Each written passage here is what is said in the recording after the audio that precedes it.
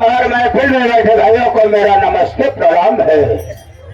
प्रेम से ये भाइयों आपस में रखो मेल और प्रेम से बैठकर देखिए मास्टर राजू बिंद का खेल। चली को राग कहते हैं, चली को राग कहते हैं, बुझी को राग कहते हैं। जब चली करना बुझे ना कसम दमदम पर तंग की उसी को कंसराज बिहारी कहते। साथियों आप लोगों को मालूम नहीं कि मैं कौन कहकर आने वाला हूं, मेरा नाम तो है, मेरा पद क्या है। बाद में बातें सारी बताऊंगा, लेकिन मैं देख रहा हूं हमारे हवेली में सारा एक नौकर है जिसका नाम सीताराम हुआ है। क्या देख रहा है इस समय साला हवेली से गायब है, कहा गया है, क्या कर रहा है कुछ पता नहीं। सबसे पहले बैठ कर थोड़ी देर इंतजार करता हूँ, मिल गया तो मुलाकात करता हूँ, उसके बाद साले से बात करता हूँ। तब तक के लिए छोटा सा ब्रेक।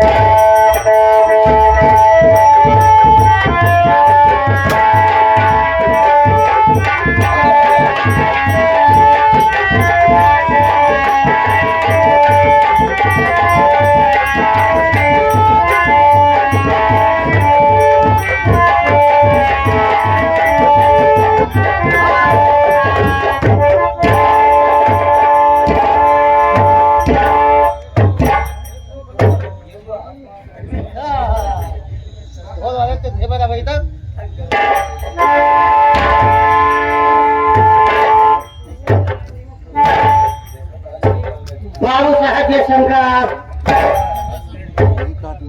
जय शंकर, छोटे जय शंकर। और बता कहा था वो क्या कर रहा था और यहाँ पर आने में लेट क्यों हुआ? मैं बता रहा हूँ मैं लेट क्यों हो गया हूँ। सबसे पहले आप कुशली पर बैठ गए, एकदम सही कहे। हम कुशली में बैठ जाए तो मोनू की नहीं सारे आने पे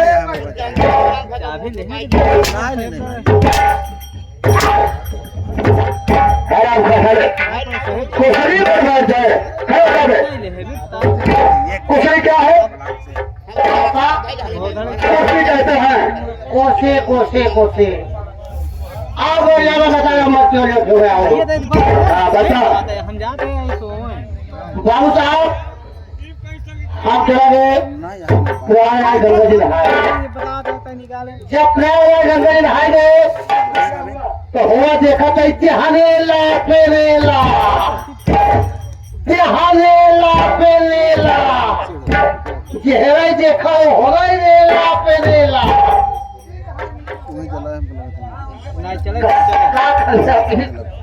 राजू खराब हो जाती है।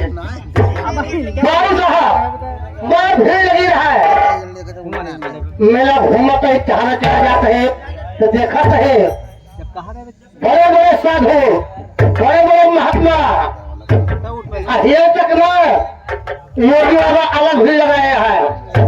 घूमो घूमो चला जाते है तो नागव बाबा रहा है और भीड़ लगाए रहा है।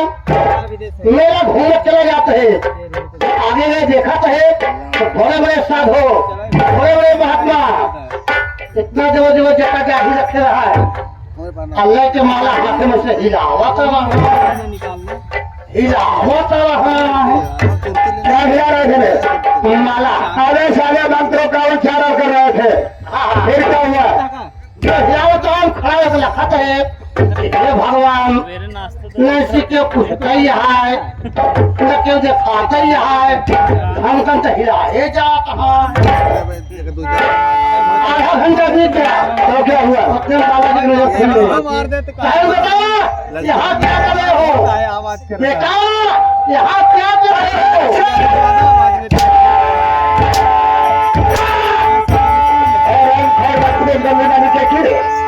साला बेटा किसे बोला रहे? बाबा जी हमसे पूछता है तो साले बाबा जी तुझसे पूछ रहे हैं और तू साले इशारे में मेरे को बेटा बना रहा है। नाया हमसे दादा बेटा यहाँ क्या कर रहे हो? हम कहे बाबा इतनी देर हिलाया चाबी दे ना के दिखावे भा ना कुछ करवे भा आखिर में काहे हिलावत है तो बाबा जी बता कहे बेटा इस माला को जाप होने से शक्तियां प्राप्त होती हैं। अच्छा फिर क्या हुआ? शक्तियां प्राप्त होती है, जो जिसको चाहता है वही प्रकट हो जाते हैं। हम कहे बाबा जब ऐसे बात है तो हमको अपन चैली मूट गया, चैली मूट के बाकी जो हो सारे चाबी दे मार दे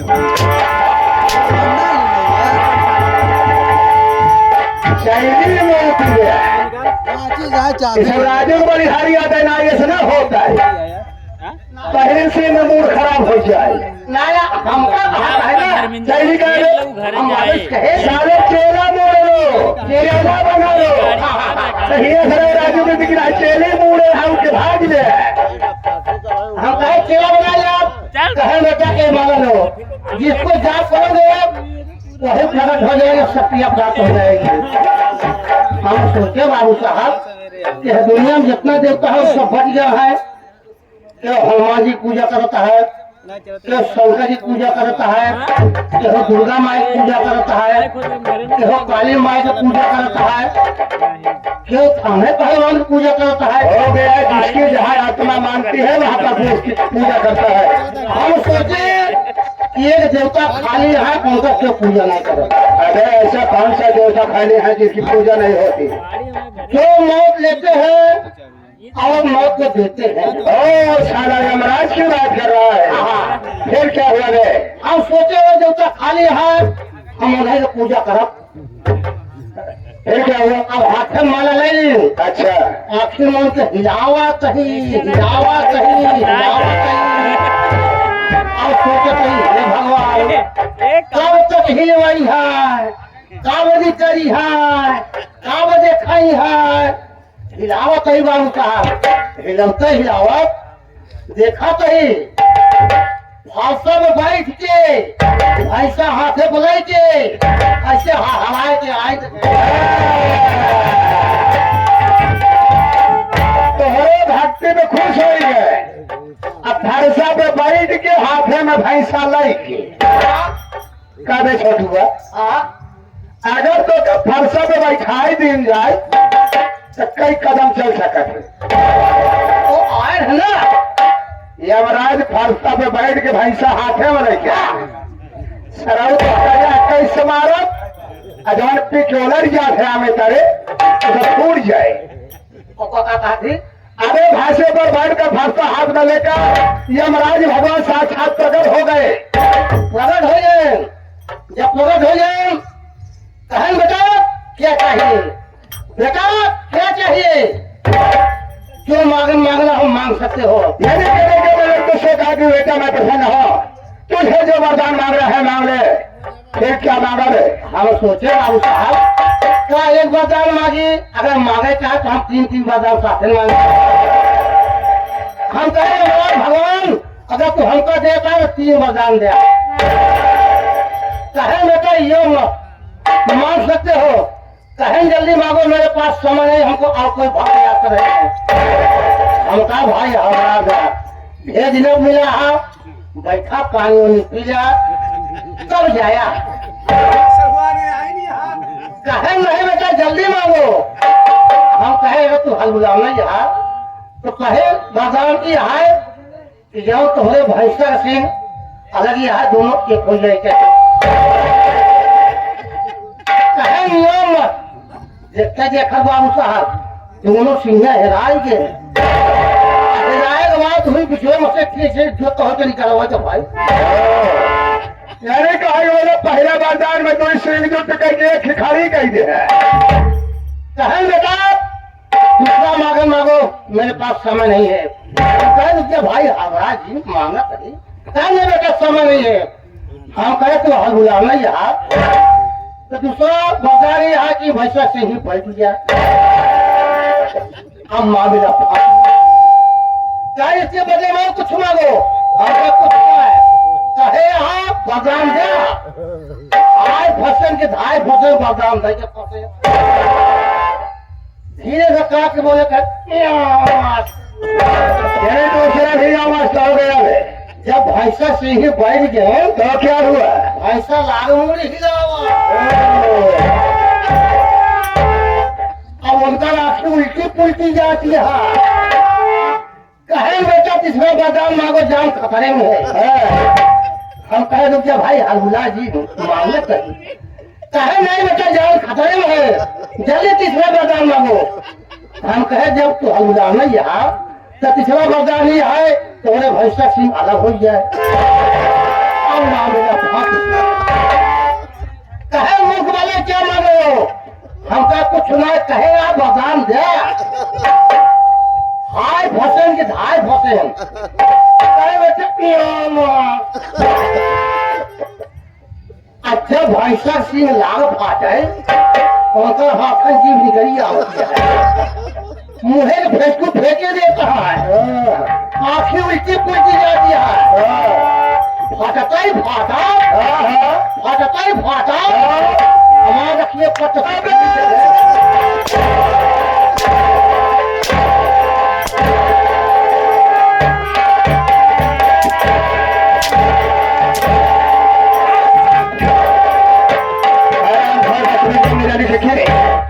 चलो 1 घंटे से मुझे पहरिया बता रहा है स्वप्न की बात बता रहा है। हम तो समझे कि सारे विद्वानों के साथ सही सही का रास्ता प्रश्न करें।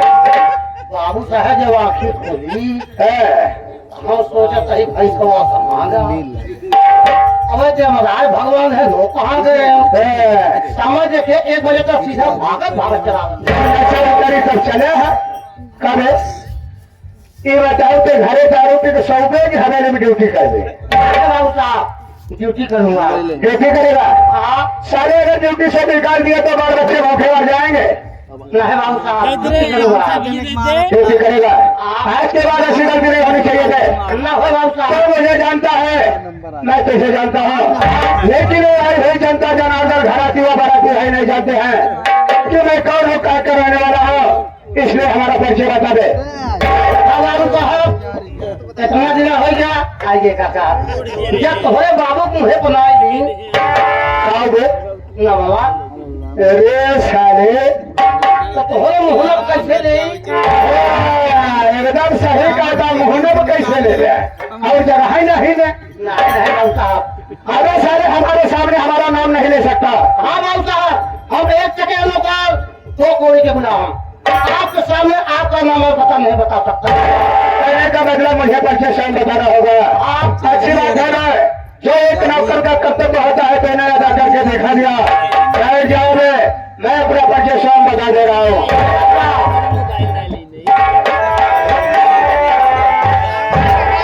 आप तो मेरे तरफ से हो जनता जनार्दन पिता तो बुजुर्ग नारियों साथी का भाई माता और बहनों का थाना नहीं मनने बच्चों यही से हमारे राजोबिंद की नौटंकी का ड्रामा यानी संगीत चालू हो रही है। आज तो कहानी पर गौर कीजिएगा तो वास्तव में वादा नहीं विश्वास रखता हूँ कि सुबह होते होते इस संगीत के माध्यम से कुछ न कुछ नसीहत देकर जाऊंगा और आप लोगों से कुछ न कुछ नसीहत लेकर जाऊंगा। साथियों आज ये संगीत प्रोग्राम में हमारे ओम प्रकाश खलीफा जो कि सिकंदरा के रहने वाले हैं इस पार्टी में नायक यानी हीरो का रोल अदा करते हैं। उनकी लिखी हुई संगीत आप लोगों को बीच में दर्शाई जा रही है। तो मेरे बच्चे साथियों ये आप लोगों को जिला प्रतापगढ़ नहीं है ये आप लोगों को जिला प्रतापगढ़ नहीं है बल्कि ये जिला बरेली है। इसी बरेली के गांव विजयपुर का रहने वाला मेरा नाम कंसराज बिहारी है।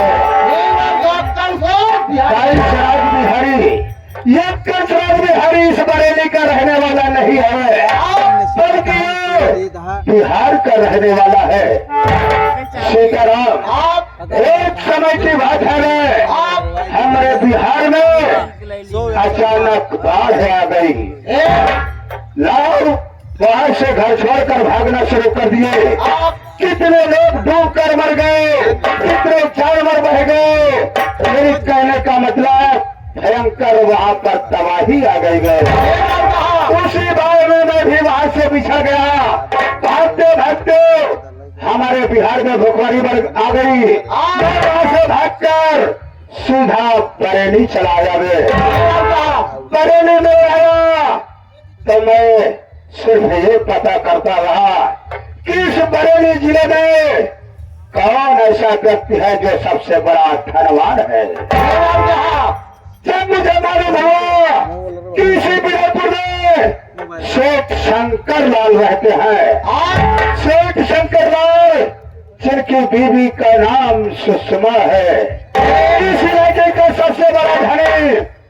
लेकिन मजे की बात यह है कि सेठ शंकर लाल का स्वर्गवास हो गया था, घर में अकेली सुषमा रह रही थी। मैं वहां से सीधा शंकर सेठ के घर पर पहुंचा और सेठानी सुषमा से कहा, देवी जी बात क्या है, इतनी बड़ी हवेली सरों शौकत होते हुए आपके तन पे सफेद पोशाक और चेहरे पर उदासी क्यों? इतना कहने के बाद मेरी बात सुनने के बाद सुषमावती के आंखों में आंसू आ गए और वो रोने लगी। मैंने कहा, सेठानी चिंता मत करो। उसने बताया कि हमारे पति का देहांत हो गया। तीन बच्चे हैं जो कि अभी नादान और मासूम हैं। सारी रियासत मुझे देखना पड़ता है। मैं कहाँ जाऊं, क्या करूं, हमारे को समझ में नहीं आ रहा है। मैंने कहा, सेठानी अगर तुम्हें विश्वास हो, तुम्हें भरोसा हो, तो मैं तुम्हारे हर काम में मदद करूंगा। सेठानी ने कहा, ठीक है, आज के बाद हमारे इस रैयत का कारोबार तुम संभालोगे। मैं वहां पर नौकरी कर लिया। मैं आप नौकरी करते करते एक दिन साला हमारा दिमाग खराब हो गया। मैंने सोचा कि मौका अच्छा है, सुषमा भी जवान है, क्यों नहीं इसे अपने प्रेम जाल में फंसा लो। ये बात जब मैंने सुषमा सेठानी से कहा, मैंने कहा, सेठानी जी आप बुरा ना माने, तो अभी आप जवान हैं, अभी आपकी बहुत उम्र बाकी है। अगर आपको बुरा ना लगे तो मैं भी कुंवारा हूँ, हमारे भी आगे पीछे कोई नहीं है। आप उससे शादी कर लो, मेरी प्रेमिका बन जाओ, हम दोनों इस महल में राज करेंगे। लेकिन सीताराम हुआ, आप इतनी बात सुनने के बाद हरामजादी सुषमा ने मेरे गाल पर एक तमाचा दिया।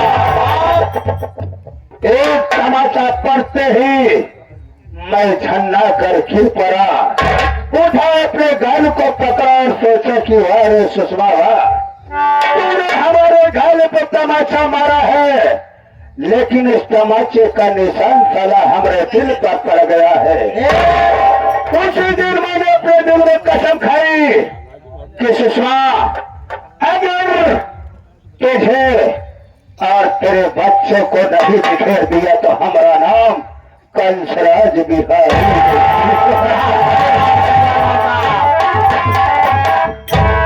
अगर कुछ दिन के बाद उसके बच्चे मुझे अपने सगे बाप की तरह मानते और जानते थे, अपने बाप की तरह प्यार दुलार करते थे। मैंने बच्चों को एहसास नहीं होने दिया।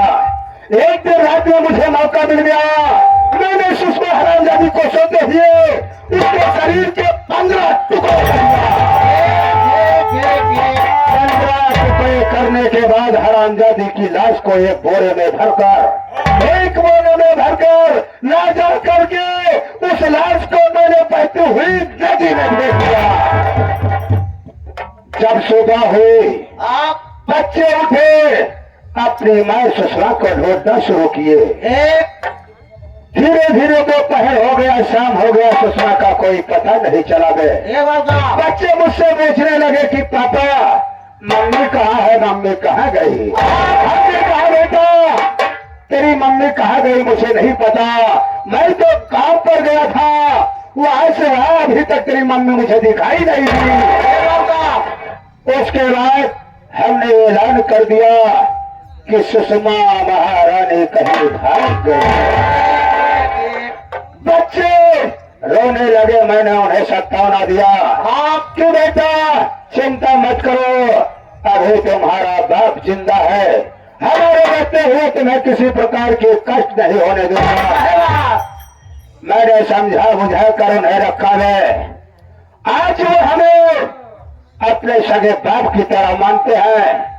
उसके बाद मैंने क्या किया जानते हो? क्या किया? मैंने अपनी धर्म पत्नी कमला को बुला लिया, जबकि बिहार में रहती थी। आप मैंने कहा कमला चुपचाप तो बलिया चलिया।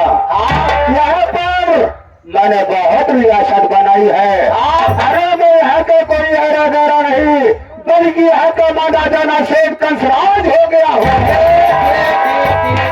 जब से हमारी बीवी आई है ना, आप कसम दमदम प्रतापगढ़ की, उन तीनों बच्चों के नाक में दम कर दिया। दो लड़का और एक लड़की। सेठानी के पास दो लड़का एक लड़की। बड़े लड़के का नाम विनय कुमार, छोटे लड़के का नाम विनोद कुमार, और एक लड़की जिसका नाम बिमला है। मैंने विनय कुमार की शादी कर दिया। आप घर में बहू आई है जिसका नाम बिजली रानी है।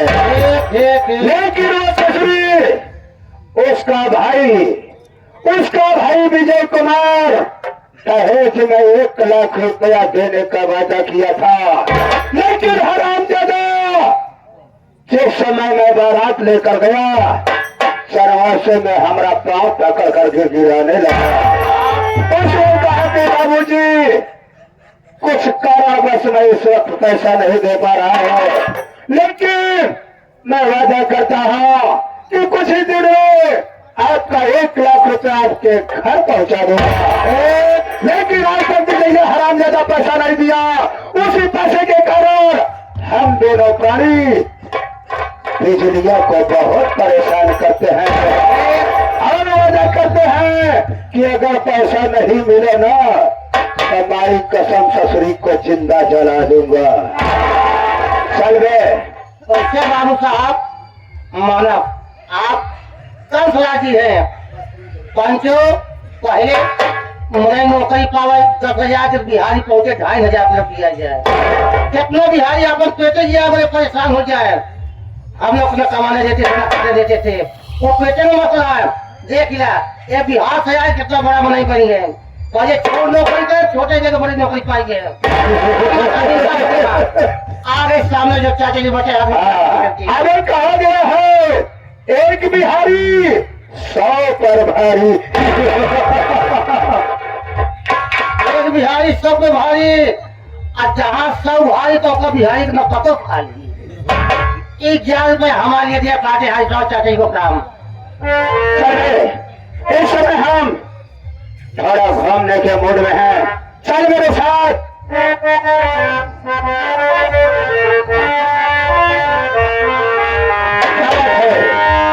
अरे बस्तियां चली सारी, ये बस्तियां चली सारी, मेरा घर जला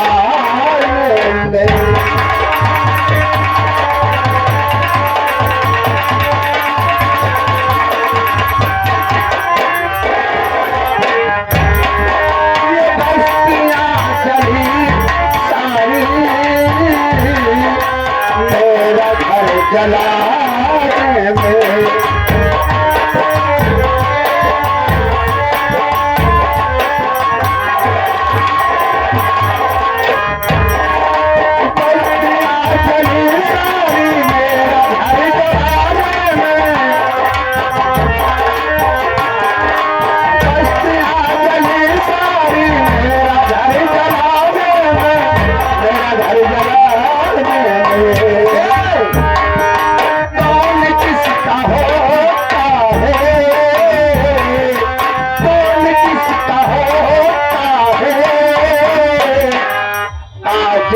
जमा